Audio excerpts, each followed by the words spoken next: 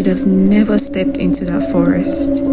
Even now, when the wind blew through the trees, it carries a sound that reminds me of that night. It wasn't the voice of birds or animals. It was the voice of something that had been waiting for centuries, waiting for me. The morning after the second night in the cursed hut, I stood before the villagers. My hands were still trembling, but I spoke with all the strength I had. The spirit is not just hunting, I told them. It is trapped. This curse began with a child. Until her pain is healed, no one in this village will ever know peace. The chief's face darkened. He nodded slowly and said, to heal her, you must walk into the forest where she was taken. That is where the truth lives. The word sent fear crawling through me. No one went into that forest, even in daylight. Hunters circled around it. The villagers said the trees themselves whispered, and sometimes men come back with white hair and dead eyes. But I knew I had no choice. The spirit knew my name. If I left, it would follow me. If I stay, it would torment me. There was only one path into the forest. At dawn, I prepared. My red clothes was tied around my waist. Charms and cowries and leather hung before my arms. White chalk stretched my forehead, and Chief gave me a guard of palm oil mixed with herb. If the spirit touch you, snare this on your skin, he said. The women sang softly as I walked to the forest edge, voices trembling like wind through dry grasses. The men stood silent, dripping their staff, not daring to step closer. The forest was darker than night. Even under the sun, the air was heavy, thick with the smell of earth and something else, something rotten. I tightened my grip on my staff and stepped inside. The trees rose high, their branches twisted together, blocking the sky. My footsteps were muffled, as if the soil itself was swallowing the sound. Then I heard it, a child's laughter. It was soft, sweet, almost playful, but it came from somewhere at once. The sound bounced between the trees, twisting into something sharp, something strong. I froze. My heart hammered. My grandmother's word echoed in my head. Not every laughter is joy. Some are teeth. Slowly, I pressed on. Shadows shifted around me. Faces seemed to form in the dark of the trees, their hollow eyes watching. My lamp flickered, though there was no wind. In a clearing, I found something that made my blood run cold.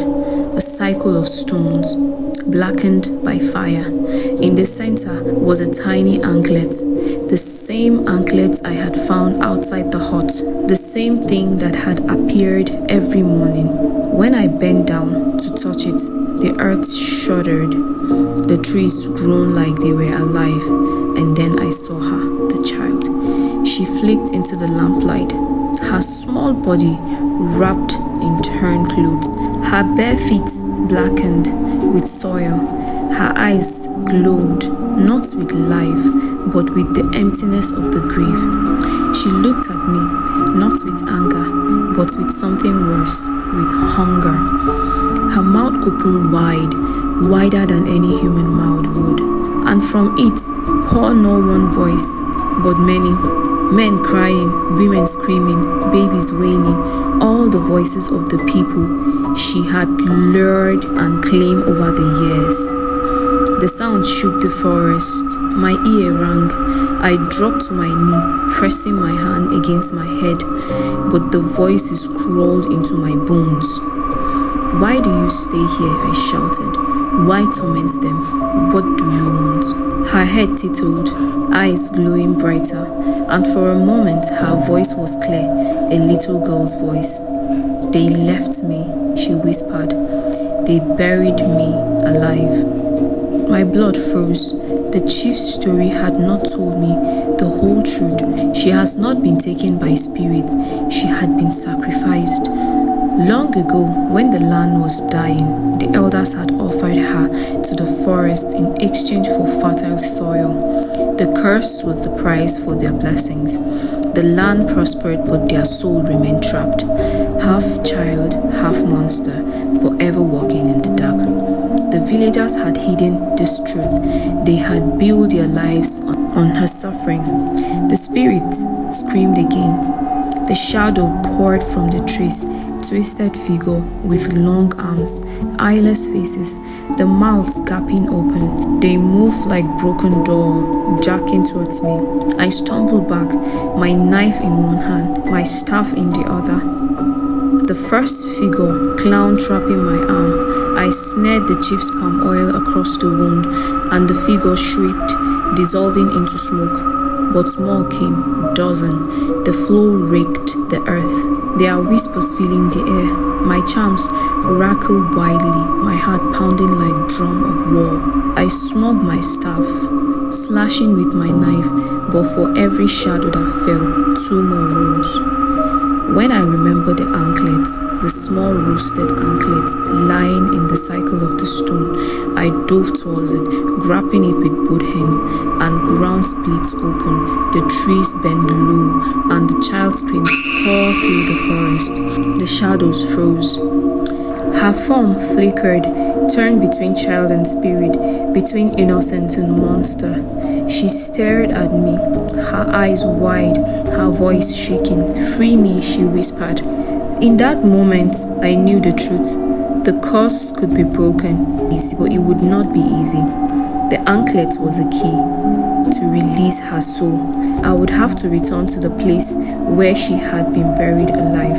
I would have to undo what the ancestors had done. The forest grew silent, the shadows watching me with empty faces. The child's glow dim, her figure fading, and then, just before she vanished, she said the word that still haunts me.